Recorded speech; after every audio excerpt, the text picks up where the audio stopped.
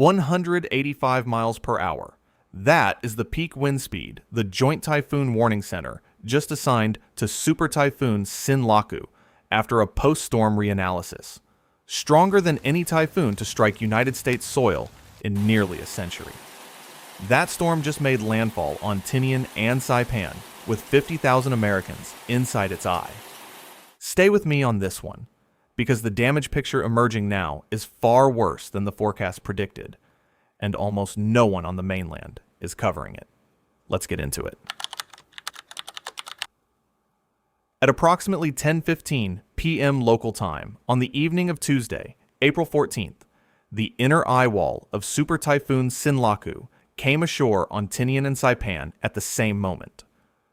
Two small United States islands, home to roughly 50,000 Americans combined, found themselves inside the eye of the strongest tropical cyclone anywhere on Earth so far in 2026. Not near it, not next to it, inside it. At landfall, Sinlaku carried sustained winds of 145 to 150 miles per hour, a strong Category 4 on the Saffir-Simpson scale. That was the weakened version of this storm. Roughly 18 hours earlier, the Joint Typhoon Warning Center measured Sinlaku at its peak as a Category 5 with sustained winds of 184 miles per hour and a central pressure of 898 millibars. A post-storm reanalysis released just hours ago upgraded that peak to 185 miles per hour. For reference, Super Typhoon Haiyan in 2013, one of the most destructive tropical cyclones in recorded history, had a minimum pressure of 895 millibars. Sinlaku was 3 millibars shallower. That's the company this storm is in. What makes the geometry of this landfall almost unheard of is that Sinlaku's eye passed directly over both Tinian and Saipan at the same time. The two islands sit about 5 miles apart. Tinian is roughly 39 square miles. Saipan is roughly 44 square miles. Sinlaku's eye was wide enough, approximately 35 miles across at landfall, that it swallowed both of them simultaneously. Most typhoons of this class strike one island. This one struck two at once, and then it refused to leave. Sinlaku crawled across the Marianas at a forward speed well below what models had projected going into Monday. A slow-moving Category 4 does not spread its energy out over a wide area the way a fast-moving one does. It parks its destructive winds over the same structures, the same power lines, the same trees, for hours. Tinian and Saipan were under those winds for an estimated 6 to 8 hours, rather than the typical 2 to 3. Everything that was going to fail had that much more time to fail. And in the pre-dawn hours of April 15th local time, as this script is being written, the storm is only just now beginning to pull away. In the hours before landfall, a video surfaced from a surf break off Saipan's outer reef. In it, a wave was captured, detonating against the coral. A wave estimated at 45 feet, from trough to crest, by an experienced local observer who described it as the largest they had ever seen. That wave was not the storm. That wave was Sinlaku's opening act, arriving before the eye wall, while the storm was still miles offshore. Once the eye wall actually hit, the National Weather Service in Guam was forecasting seas of 20 to 30 feet offshore, storm surge of 5 to 8 feet, and rainfall totals of 15 to 25 inches over the two islands. Those are not rainfall numbers for a tropical storm. Those are the rainfall numbers you get from a slow-moving Category 4 that refuses to pass over you. The last ground-based wind readings we have from Saipan were sustained winds of 84 miles per hour, with gusts to 130 miles per hour, recorded at approximately 9:54 to 9:55 p.m. local time. That measurement was taken roughly 15 minutes before the eye wall arrived overhead. After that, the data stops. We do not yet know what the peak sustained wind on either island actually was, because the sensors that would have measured it either lost power lost data uplink, or were torn off their mounts. We will not have that number for days. We may not have it at all. What we do know is the blackout. At some point during the overnight hours, both Tinian and Saipan lost grid power entirely. The island-wide outage remains in effect at this hour. The Commonwealth Utilities Corporation has crews staged and ready to deploy, but they have not left their staging areas because sustained winds are still running too strong for fieldwork. Water service, remarkably, is still running on both islands. The island's wells are operating on backup generators that were pre-positioned before the storm arrived. That is one of the few pieces of good news in this story. The single commercial seaport and the single commercial airport on Saipan are both closed. Fiber and cell communications are intermittent and mostly down. The 50,000 people inside this event are, for practical purposes, unreachable from the mainland. Late Tuesday evening, as the eye wall closed on Saipan, the island's mayor, Ramon Jose Blas Camacho, made a statement that tells you everything about the position his residents are in. The heavy rain and wind, he said, were making it impossible to reach people who needed to be rescued. Calls were coming in. Nobody could answer them. Even as winds slowly subside to about 50 miles per hour, forecasters are warning that it will remain too dangerous for people to leave shelter for at least another day and a half. That means first responders can't move either.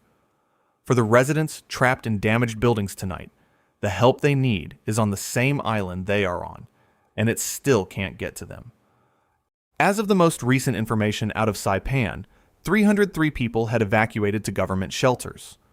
208 of them were in public school system facilities on Saipan. 59 were in public school system facilities on Tinian.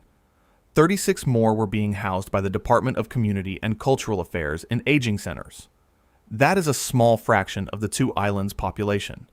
Most residents rode this storm out in their own homes, which means most residents rode a Category 4 with a Category 5 peak out inside wooden frame and tin roof construction. That matters for what is coming in the next section, because the damage reports that have begun to trickle out are explicitly about wood and tin. And yet, as of this broadcast, authorities are reporting no confirmed deaths from Sinlaku on Saipan or Tinian. A former lawmaker now working in the governor's office put it this way, as quoted in Wire reports, "Knock on wood, they haven't heard of any." Officials are attributing that extraordinary outcome to the shelter-in-place compliance that residents showed in the hours before landfall. In a storm with Sinlaku's peak wind speed and Sinlaku's geometry, 0 confirmed deaths through the worst of the event is not just good news. It is a result that very few recent Pacific typhoons have managed to produce. But that number is preliminary. It is the number we have before rescue crews can physically reach the people who called for help. The next 72 hours will tell us whether that number holds. There is a piece of context that makes the shelter-in-place discipline even more striking. The Marianas have been living under a rolling series of Category 4 and Category 5 strikes for more than 2 decades, and the institutional memory of what those storms did has been built into the island's preparedness culture. Typhoon shelters are located at public school system campuses.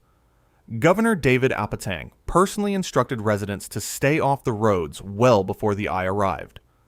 Those instructions appear to have been followed. That is why, tonight, the preliminary human toll from one of the strongest storms on Earth this year is not being measured in lives. At least not yet.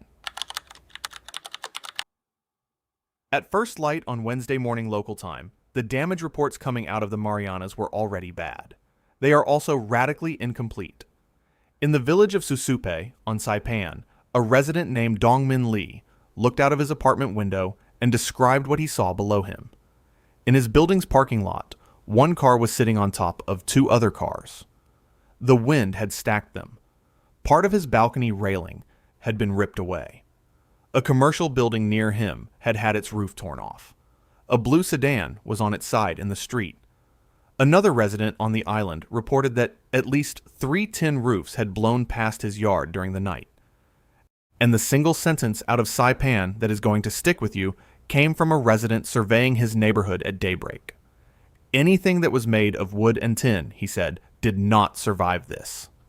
That matters because, on Tinian especially, a significant portion of the housing stock is made of exactly that: wooden framing with corrugated tin roofing. Preliminary assessments attributed to the Federal Emergency Management Agency's early surveys suggest that most structures on Tinian were either destroyed or damaged by Sinlaku. Most. That is not a figure of speech. That is the initial read before the federal aerial surveys have even flown. The preliminary FEMA damage estimate for the Northern Mariana Islands has already crossed $1 billion in 2026 currency, and that number was generated before assessors had any visibility into the worst hit areas. Here is why every damage figure you see in the next 24 hours is almost certainly an undercount. Storm reconnaissance works outward from the accessible areas toward the inaccessible ones. The areas you can reach first are the ones where damage is least severe. Roads are passable, communications are up. Surveyors can get there. The worst areas are the ones that are still cut off. As debris is cleared and communications are restored, the damage tally does not stabilize. It grows. This is the pattern every major Pacific typhoon has followed, and Sinlaku will be no different. The first estimate you see tonight will be eclipsed by the estimate you see Thursday, which will be eclipsed by the estimate you see Friday. The billion-dollar preliminary number is the floor, not the ceiling. Tinian is the island to watch most closely. Tinian has roughly 3,000 permanent residents and far less critical infrastructure than Saipan. Fewer hospitals, fewer large commercial buildings, fewer hardened shelters. When early reports out of federal channels describe most structures on Tinian as destroyed or damaged, that is not a figure about downtown buildings. That is a figure about neighborhoods where most of the housing is single-story wood-framed construction with corrugated metal roofing. That kind of housing does not partially fail. In Category 4 winds, it is either intact or it is not. And Sinlaku sat over Tinian for 6 to 8 hours with sustained winds that were, at landfall, very close to the peak it recorded over open water the day before. And to understand why this particular storm's damage is going to outrun the forecasts, you have to look at a typhoon that hit the exact same 2 islands less than 8 years ago. In October of 2018, Super Typhoon Yutu made a direct landfall on Tinian and Saipan as a Category 5. It killed 3 people. It caused more than $600 million in damage. At the time, meteorologists called it the strongest typhoon to ever hit United States soil since 1935. That is the benchmark Sinlaku just walked into. And here is the number that changes everything about how you read this aftermath. The Joint Typhoon Warning Center's post-storm reanalysis of Sinlaku's peak intensity, 185 miles per hour, is higher than Yutu's peak. Tinian and Saipan did not just absorb another Category 5. They absorbed something that, at its strongest, was measurably worse than the previous worst storm they had ever experienced. And Yutu is not the only ghost in this equation. In May of 2023, Super Typhoon Mawar made a direct landfall on Guam as a Category 4. Mawar caused approximately $3.6 billion in damage. 95% of Guam lost power. Before Mawar, there was Super Typhoon Pongsona in December of 2002, a Category 4 on Guam that produced roughly $700 million in damage. Between 2002 and tonight, the Marianas region has absorbed at least 4 direct Category 4 or stronger hits. Each one has landed on infrastructure that was still rebuilding from the previous one. That pattern is the single most important context for understanding what is happening on Tinian and Saipan right now. Yutu's damage total of roughly $600 million in 2018 sits inside an infrastructure that, by 2026, had only partially recovered. Mawar's 2023 landfall on Guam drained regional federal resources and contractor availability. And now Sinlaku has arrived, stronger at its peak than any of them, and has landed on a population and a power grid and a housing stock that had been patched rather than rebuilt. The damage is going to be worse, not only because of Sinlaku's intensity, but because of the cumulative effect of the 4 storms that came before it. 3 specific meteorological factors converged to make Sinlaku's landfall worse than the early forecasts suggested. The first is rapid intensification. Sinlaku strengthened from a Category 1 to a Category 5 in roughly 48 hours. Research published by Kiran Bhatia and colleagues in the journal Nature Communications in 2019 documented a statistically significant increase, on the order of 25% over the past 4 decades, in the frequency of these rapid intensification events worldwide. Warmer ocean surfaces and warmer subsurface ocean layers provide more thermodynamic fuel for explosive strengthening, and the Western Pacific warm pool, where Sinlaku developed, has been running well above average this year in a developing El Niño state. A storm that rapidly intensifies is a storm whose peak intensity forecast trails reality by 24 to 48 hours. The second factor is slow forward motion. A 2018 study by James Cosson, published in the journal Nature, documented a roughly 10% global slowdown in tropical cyclone translation speed since 1949. A slower storm dumps more rain on a given location and subjects structures to destructive winds for much longer. Sinlaku's crawl across the Marianas doubled the exposure window. Every extra hour the eye wall sat over Tinian and Saipan, the damage didn't just add, it compounded, because structures already weakened by the first hours of wind were hit again by the next. The third factor is the post-landfall upgrade itself.